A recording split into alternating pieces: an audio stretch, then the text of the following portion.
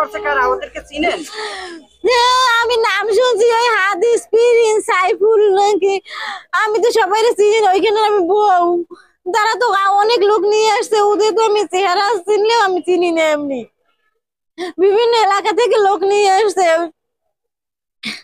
কত লোক ছিল? আর অনেক 100-120 জনের মতো হবে। তারা আসে, আমি রান্না করি আর আমার হাজবেন্ড রান্না করে পাশে, তার ওইখানে আসে ওই সব লোক গুলাই বড় বড় দিয়ে পিটাইছে। তাদের আমি ফাঁসি চাই, আমার হাজবেন্ড তো নাই পৃথিবীতে, উনি তো আর আইবে না, আর ওনার মধ্যে যারা মারছে তাদের আমি ফাঁসি চাই, তাদের আমি ফাঁসি চাই।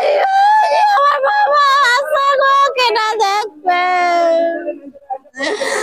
ওদের দৃষ্টান্তমূলক আপনারা শাস্তি দেওয়ার ব্যবস্থা করেন, ফাঁসি জানি আর কোন বাবা বাচ্চার বাবার না মারা যাইতে হয়। এই বিগত দিন দিয়ে এই মসজিদের জায়গা নিয়ে আইছিল, কমজোর ছিল, ওরা বলতে ওরা আর কি দখল করে খাইতে চাইতেছিল, তা ওইটা তো আমরা যারা গ্রামবাসী তারা মানি না, তারা করছে যে না, মসজিদের জায়গা মসজিদ থাকতো, তা ওরা বিগত দিন দিয়ে এটা নিয়ে করে, তাই সরকার পতনের পরে ওরা চাইছে যে এই সুযোগে যদি করতে পারে, এর জন্য আজকে সকালে ওরা আসছে, তখন আমরা বাধা দিছি, তখন ওরা বাধা দেওয়ার পরে প্রথম অবস্থায় চলে গেছে, তারপরে ওরা কিছু আওয়ামী লীগের কিছু ভাড়াটিয়া গুন্ডা নিয়ে আসছে কোথা থেকে, ওই ওদের দিয়া তারপরে এই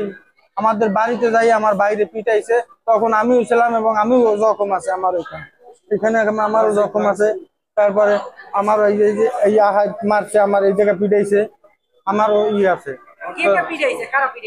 আচ্ছা, ওরা পিটাইছে, ওদের নাম হল সাইফুল, তারপরে চুন্নু, তারপরে প্রিন্স, তারপরে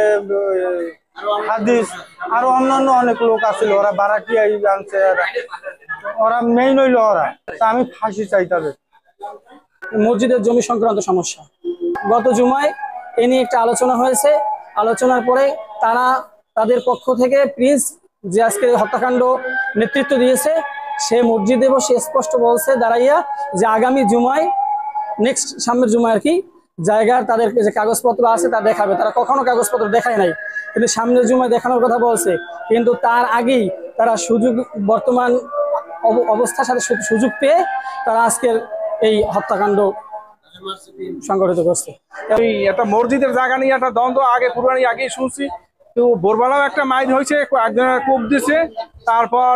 পরবর্তীতে আবার লোকজন নিয়ে এদিকে জালকাঠিয়া দিক দিয়ে নিয়ে ওই জায়গায় আবার ঘরের সামনে বেরিয়ে ওটা পিটাইছে, পিটাই একদম মাথায় আঘাত লাগবে, আঘাত লাগার পর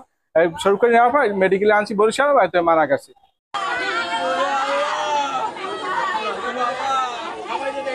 বাবা